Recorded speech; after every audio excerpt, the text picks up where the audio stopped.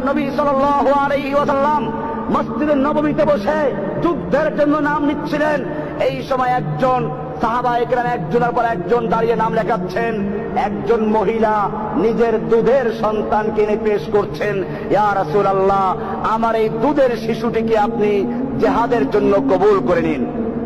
আল্লাহর নবী বলেছিলেন, আমি তো যুদ্ধের জন্য নাম নিচ্ছি, বাচ্চাদের খেলার জন্য নাম নিচ্ছি না। তোমার এই বাচ্চা না তীর চালাতে পারবে, না তরবারি চালাতে পারবে, না ঘোড়ায় বসতে পারবে, না উঠে বসতে পারবে, না ঢাল ঘুরাতে পারবে।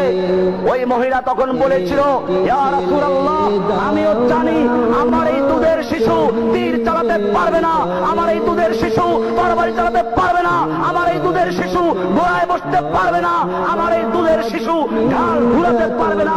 কিন্তু আমি জানি এই আমার শিশু ঢাল হতেও তো পারবে।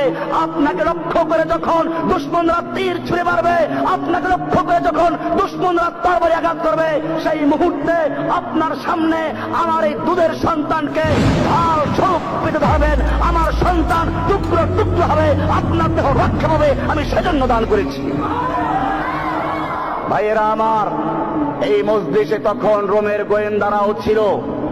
সেই গোয়েন্দারা গিয়ে রোম সম্রাটকে বলল, খবরদার, মুসলমানদের সঙ্গে যুদ্ধ করে বিজয় লাভ করার স্বপ্ন দেখো না। রোম সম্রাট জিজ্ঞেস করলো, ব্যাপার কি? মুসলমানদের সৈন্য কি আমাদের চেয়ে অনেক বেশি? গোয়েন্দারা বলল, না, সৈন্য তাদের অনেক কম। বলে, তাহলে তাদের কি অস্ত্র অনেক বেশি? বলে, না, তাদের অস্ত্র নেই। তাহলে কি তাদের গায়ে শক্তি অনেক বেশি? বলে, না, তারা জীর্ণ শীর্ণ শুকনো রুটি খায়। তখন রোমের সম্রাট রাগ করে বলল, কেন আমাকে ভয় দেখাচ্ছ? আমার সাহস ভেঙে দিচ্ছ। অস্ত্র আমাদের বেশি, সৈনিক আমাদের বেশি, গায়ে শক্তি আমাদের বেশি, কেন আমাকে ভয় দেখাচ্ছ? রোমের গোয়েন্দারা বলেছিল, সম্রাট জাহাপনা, অস্ত্র তোমার বেশি হতে পারে, তোমার সৈন্য সংখ্যা বেশি হতে পারে, শক্তি তোমাদের গায়ে বেশি হতে পারে, কিন্তু জেনে রাখো, তোমার সৈনিকদের কাছে সুন্দরী নারী আর যুবতী যত বেশি প্রিয়, আর মদের পেলা যত বেশি প্রিয়, মুহাম্মাদের সৈনিকদের কাছে আল্লাহ রাস্তায় জীবন দেওয়া তার চেয়ে বেশি প্রিয়।